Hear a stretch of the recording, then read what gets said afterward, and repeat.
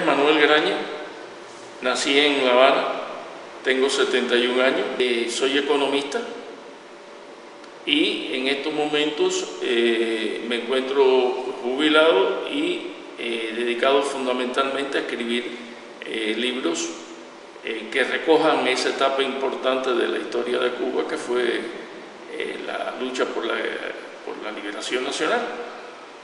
He concluido 2 y estoy trabajando en 2 más.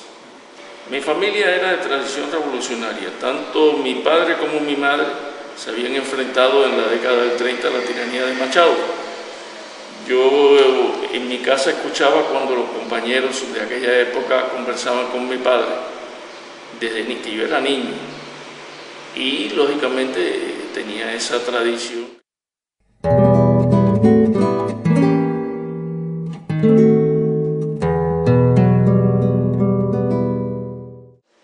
Bueno, cuando se produce el golpe de Estado yo tengo 14 años. Ese día no me dejan salir de mi casa, me tienen en la casa los padres encerrados, pero en cuanto comienzan las clases en el Instituto de Segunda Enseñanza de La Habana, donde yo estudiaba, pues allí es un plantel muy revolucionario, en él estudió incluso Martí. Y en ese plantel existían 2 organizaciones políticas que se convirtieron en clandestinas, y de inmediato me incorporé, sería a los 15, 20 días del golpe de Estado, con 14 años, al directorio estudiantil del Instituto de La Habana. A él se incorporaron infinidad de compañeros del plantel, como por ejemplo Joe Bruque y Mario Reguera, que participaron en el asalto a Palacio y después murieron. Y así pudiéramos mencionar al comandante Juan Abrante, que participó en la batalla de Santa Clara, y pudiéramos llegar a 10 que cayeron en esa lucha. Estas 2 organizaciones eran netamente del plantel de enseñanza ese, una cosa muy incipiente, y fundamentalmente lo que se hizo en ese momento es hacer proclamas, manifiestos, lanzarlos, y mucha agitación estudiantil. Así se mantuvo hasta el año 54. Y cuando me entero de la noticia del asalto al cuartel Moncada, yo tenía 15 años. Y sencillamente fue un fin de semana y esperamos al lunes para ver qué había en los planteles. Se pudo hacer muy poco en protesta, estaban suspendidas las garantías, y en ese plantel en particular había una gran represión, ya que era el único plantel de Cuba que incluso en la puerta había un policía que vigilaba mientras registraban a la gente cuando entraban. Esto es algo que venía incluso desde antes del golpe de Estado, por la cuestión esta del instituto ese que yo le decía. Y sencillamente me enteré, fue un aliciente que ya se estaba combatiendo con las armas en la mano, que era un deseo de todos nosotros, y un acicate. Al año siguiente del asalto al cuartel Moncada, las 2 organizaciones estas que le digo se unen y se crea el Movimiento de Acción Estudiantil con la misma composición. Ya en ese momento realizábamos otra serie de pequeñas acciones y se me designa a mi jefe de esa organización. Bueno, podíamos desde un mitin relámpago que le llamábamos nosotros, que es en medio de una tienda, encaramarse a lo mejor arriba de un mostrador y empezar a hablar contra el régimen, hasta en la huida romper alguna vidriera para provocar estruendo, lanzamiento en lugares públicos de ráfagas de cohete para que pensara que se estaba disparando la policía, o sea, y muchos disturbios estudiantiles donde fundamentalmente se salía a coger golpes. Ya en ese momento ya había sido detenido en una ocasión y me tuvieron 3 horas al sol y me soltaron porque por la edad me soltaron. Y fundamentalmente eso. Los objetivos inmediatos, primeramente, derrocar al régimen. Y segundo, había un fuerte deseo, y estamos hablando de jóvenes de 15, 14, 16 años, había un fuerte deseo de la industrialización del país. Hay un fuerte deseo de una reforma agraria, porque ya en la Constitución de 1940, que era ampliamente conocida, y por la cual tuvimos varios enfrentamientos de apoyo a ella contra la tiranía en los primeros momentos, ya concebía la reforma agraria. Y la marina mercante, siendo Cuba un país sin solamente todo tiene que entrar por barco, pues era fundamentalmente una cosa muy superficial, hasta que recibimos la historia Max Olvera, y ya, bueno, nos fue mucho más útil porque nos perfiló un poco más la lucha. Ya se imprimió clandestinamente y participamos en su distribución, los grupos estos de que hablamos. El 6 de julio tiene su embrión en el presidio de Isla de Pino. Ahí ya en cartas de Fidel, Aide y Melba plantea el movimiento, habla movimiento, incluso llega un momento, el movimiento en mayúsculas, llega un momento que habla los hombres del 26. Poco a poco se va perfilando, y el 12 de junio, cuando ya Fidel sale en libertad, el 15 de mayo de 1955, el 11 de junio del mismo año, pues se constituye la primera dirección nacional del movimiento 26. No teníamos ninguna vinculación, eso fue en junio. A mí me contacta Ñico López, que después vendría en el desembarco del Granma, y Gerardo Abreu Cantero Fontán, en septiembre del año 55, a los pocos meses, porque precisamente los planteles están de receso de verano, y al constituirse en junio, las clases en los planteles de segunda enseñanza terminaban en mayo, y junio era para algunos exámenes extraordinarios. Septiembre abrían la matrícula y octubre comenzaban las clases. Precisamente en septiembre es cuando me vienen a ver para que el movimiento de acción estudiantil al que hice referencia se disolviera y constituirnos en movimiento 26 de julio, lo cual aceptamos porque había un ejemplo de que verdad ahí se iba a pelear, y todos quedamos con las mismas jefaturas que teníamos, las mismas responsabilidades, con la misma estructura. Y a partir de septiembre del año 55, en ese momento yo tengo 17 años, ya nos constituimos en movimiento 26 de julio en ese plantel, y ya nos habíamos extendido a otros planteles, y nos habíamos extendido también a la Academia Naval del Mariel. El estudiantado universitario era como el hermano mayor. Lógicamente esto servía de guía, pero al mismo tiempo nos ponía a los estudiantes de segunda enseñanza metas más altas. ¿Por qué? Porque nosotros teníamos que crear, ante una protesta, teníamos que hacer primero la protesta de nuestro plantel, parar nuestro plantel y enfrentarnos con la policía, y después ir a la universidad y nuevamente enfrentarnos con la policía. O sea que esta es una característica de todos los planteles de segunda enseñanza de La Habana, por lo menos. En La Habana había una concentración enorme de cuerpos represivos.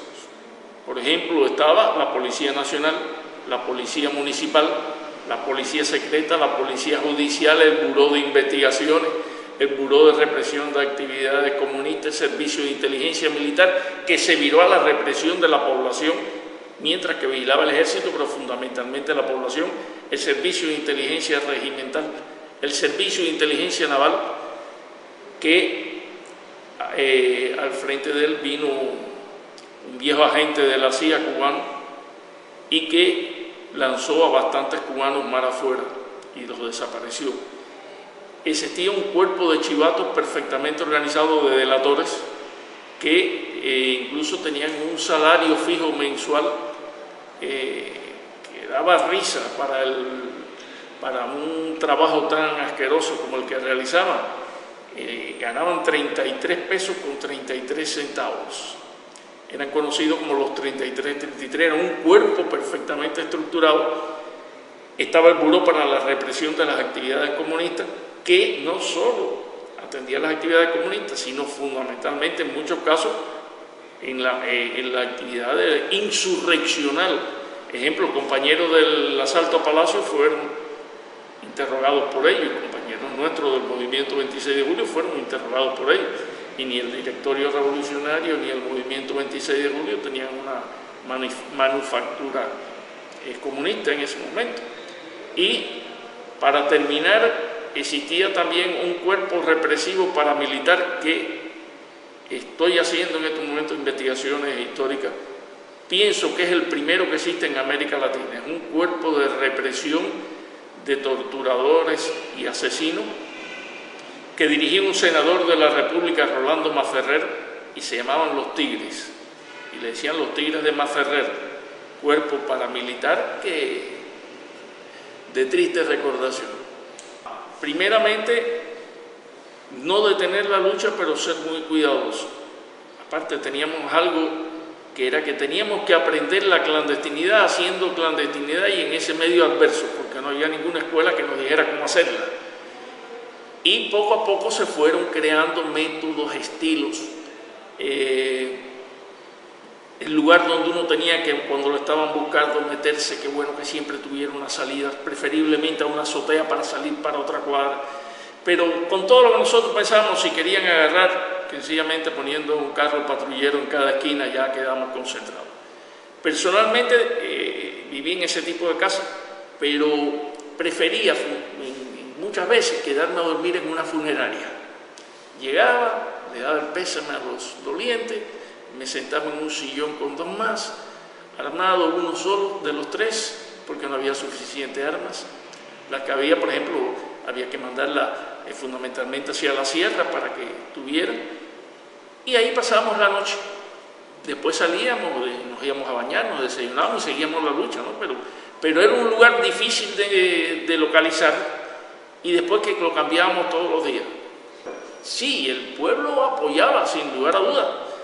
No puede haber el triunfo de una revolución sin un apoyo del pueblo, y más con esto que estoy diciendo, unido a lo anterior que dije de los cuerpos represivos. Había que darse cuenta que los principales campamentos militares estaban en La Habana, y aunque no eran de represión, un militar, si veía haciendo una acción, iba a actuar. Por consiguiente, si no hay apoyo del pueblo, no se puede hacer la revolución. Bueno, aquí en La Habana se hicieron grandes acciones. Primero, tenemos que decir que el propio asalto al cuartel Moncada es una acción de la clandestinidad en Occidente y se organizó y estructuró aquí en La Habana, en tal clandestinidad que no fue detectado. Y después, en la misma clandestinidad, atravesar el país de un extremo a otro, los hombres y las armas, y que no hayan sido detectados. Otro hecho de la clandestinidad en La Habana, pues el asalto al Palacio Presidencial, quizás la acción más loca que se pueda pensar, porque se atacó directamente en plena capital la guarida del tirano. También es una acción de la clandestinidad. Una serie de atentados personales a asesinos y torturadores y delatores que como consecuencia de su delación hayan muerto algunos compañeros. ¿Qué ocurre? Que esto fue muy útil porque ellos sabían que ante cualquier cosa que hicieran iban a recibir un golpe después. Y en medio de esa represión, en medio de todo eso, ellos tenían una preocupación. Por el lado le pasaban muchos civiles, pero ¿cuál de ellos era el clandestino? Incluso en varias ocasiones en los cuerpos de investigación le decían, concretamente en el Servicio de Inteligencia Militar pasó y en el Buró de Investigaciones, ustedes son los culpables de que nosotros no podamos ni dormir. Y nosotros nos sentíamos muy contentos de eso. Sí, estaba diciendo porque de la lucha clandestina pues viene el 9 de abril, o sea, son acciones armadas. Solamente el 9 de abril tuvimos 32 muertos aquí en la capital. En la huelga general revolucionaria, las armas no llegaron, no había armas, pero se salió a pelear con lo que hubiera, a veces con un cóctel molotov contra una perseguidora. Muy pocas armas, 32 muertos. Y eso es desde el punto de vista armado. Desde el punto de vista de sabotaje se dieron fuertes golpes. En la refinería que estaba aquí en La Habana, que era de la ESO, si no me falla la memoria, puedo equivocarme, se hizo un sabotaje contra un tanque que contenía gasolina de avión, que era la gasolina misma que usaban los aviones de Batista para bombardear en diferentes lugares, y se hizo de forma tal de que la explosión no afectara a ningún otro tanque, lo que sí se produjo un incendio que duró cerca de una semana. No hubo muertos, no hubo heridos, como era cuestión dentro de la táctica del movimiento, porque no se hacía terrorismo. Otra acción muy grande fue en una noche, se advirtió y se colocaron 100 aparatos explosivos en toda la capital. Explotaron, es más, se pusieron más de 100 para si fallaba alguno, por lo menos fueran 100. No hubo muertos, no hubo heridos, pero lo que fue todavía otra cuestión importante, no hubo detenidos. O sea, eso nos demostró que ya teníamos un grado de organización tal que incluso al régimen le era difícil. Otras acciones fue, por ejemplo, en un momento en que el aeropuerto José Martí podía ser utilizado también como pista militar, y estaban entrando, se hizo un sabotaje a la parte que no tenía que ver y hubo un gran incendio. Se efectuaran continuamente acciones, todos los días, era acciones tras acciones. ¿Qué se quería? Que el régimen no supiera nunca lo que existía, con la magnitud de las acciones que eran diarias. En cualquier esquina podía producirse un tiroteo, bien porque vinieran a detener al revolucionario o bien porque se estaba haciendo una acción. El ser joven se convirtió en un pecado. Digamos, el régimen, si no podía agarrar a un revolucionario, agarraba a cualquier joven, lo asesinaba y lo lanzaba a la calle, porque primero empezaron desapareciendo, pero llegó un momento que en el maletero o baúl de los carros perseguidores llevaban al muerto, lo abrían y lo tiraban en cualquier calle céntrica para que vieran en qué condición estaba. Entre ellos, las torturas eran terribles. Había compañeros aquí que fueron castrados y lanzados en la calle con los testículos en la boca, les fueron sacados los ojos, fueron quemados, y por ahí pudiéramos llegar. Y ya en ese momento, como otra forma de represión, era que el pueblo viera lo que le hacían los revolucionarios para que tuviera miedo de incorporarse o de apoyar. Bueno, la etapa de Batista, y me tocó verla desde el punto de vista de la prisión también, como me decía. O sea, yo fui detenido en 3 ocasiones. La última vez fui torturado durante varios días.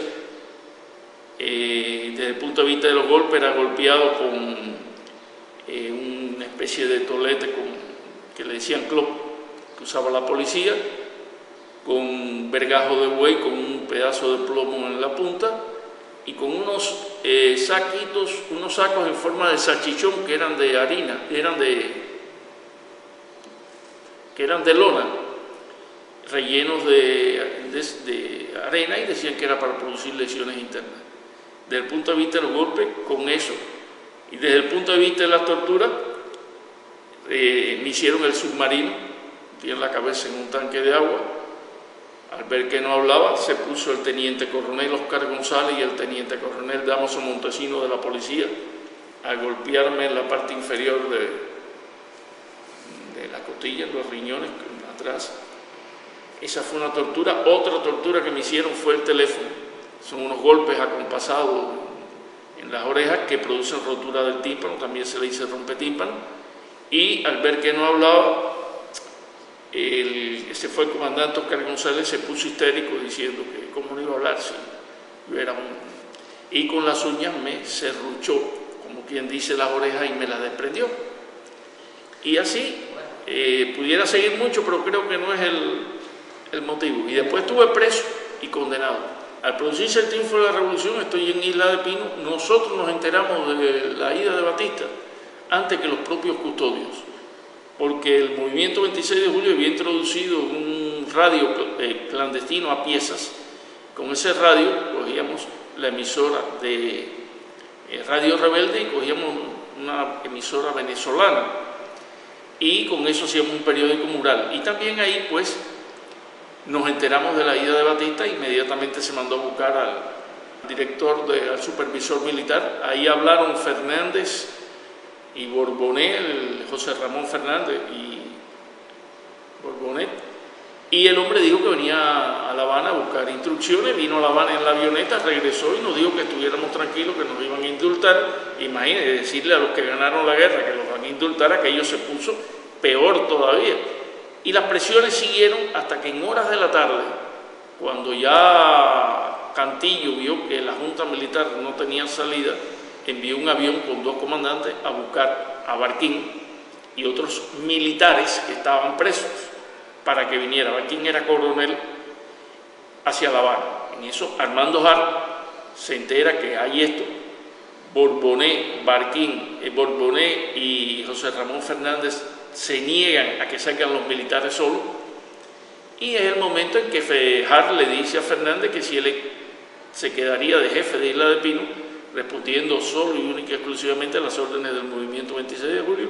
Fernández acepta y bueno, se logró salir, ocupamos la isla, primeramente el campamento, nos armamos y se salió a tomar la estación de policía, el puesto naval y el puesto militar. Barquín y los militares vinieron para La Habana, se dijo que vinieran 2 del movimiento, uno expedicionario del Granma y otro.